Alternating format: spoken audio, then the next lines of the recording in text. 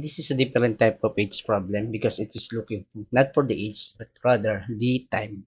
So let's try to solve. A man's age is 36 and that of his daughter is 3 years. In how many years will the man be 4 times as old as his daughter?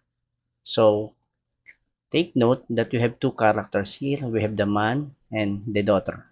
Okay, so it says that the man is actually 36 and the daughter is 3 years old.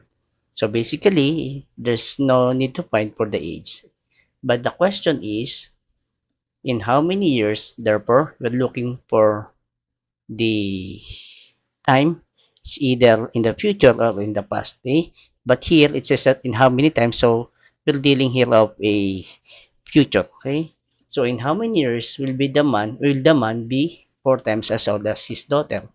So we can do the same approach wherein we're going to compare the age of the man and his daughter at a particular time. So we need to add x here, okay? Because we don't know, okay, in how many years that will be. Okay? In such a case, of course, the man will always be older than the daughter, and it says that it needs to be 4 times as old as the daughter. So we have to denote here 4 times, right? So creating this equation, m plus x is equal to 4 times the daughter's age plus a particular time. Okay? What you have to remember and you have to understand here is that the amount of time that you have to increase dun sa age ni man is the same amount of time that you have to increase dun sa edad ni daughter. Kasi alangan naman mag-birthday ito next year, ito hindi tatanda, tatanda din siya ng 1 taon. Though there's a difference between the actual date of the birthday, pero ang concept dito sa age problems that every year, kung magdadagdag ka ng 1 taon dito sa edad ni man, magdadagdag ka din ng 1 taon dito sa edad ni daughter, syempre. Kasi pareha silang magkaka-edad. Okay? So, you have to take note of that. Yes, that's why we use the x here. Yun yung madadagdag dun sa edad ni man, the same thing, the same amount of time din yung madadagdag dun sa edad ni daughter. And kung gaano daw katagal yung x na yan, kung saan magiging 4 times yung edad ni man doon sa daughter, yun yung hahanapin natin. Okay? So, simplifying this equation, ito na nga equation natin, equation number 1.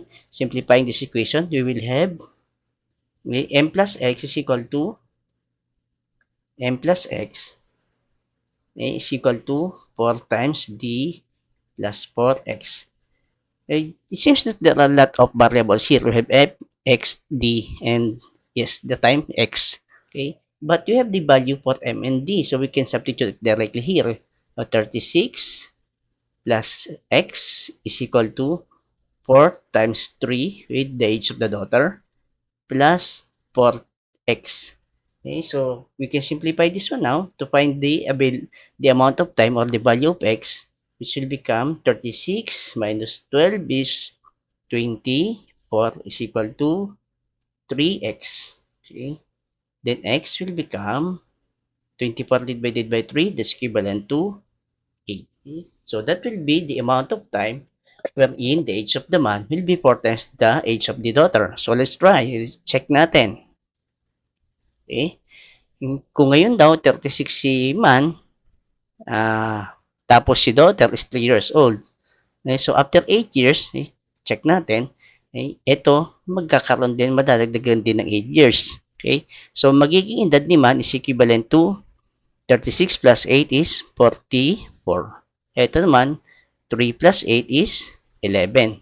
Ang sabi, dapat daw is 4 times, itong edad na ito is 4 times this one, which is the case that we have. If you have to multiply this 11 by 4, that will give us 44. So, we get the correct answer that the time needed to be able to make the man's age 4 times as old as his daughter is 8 years.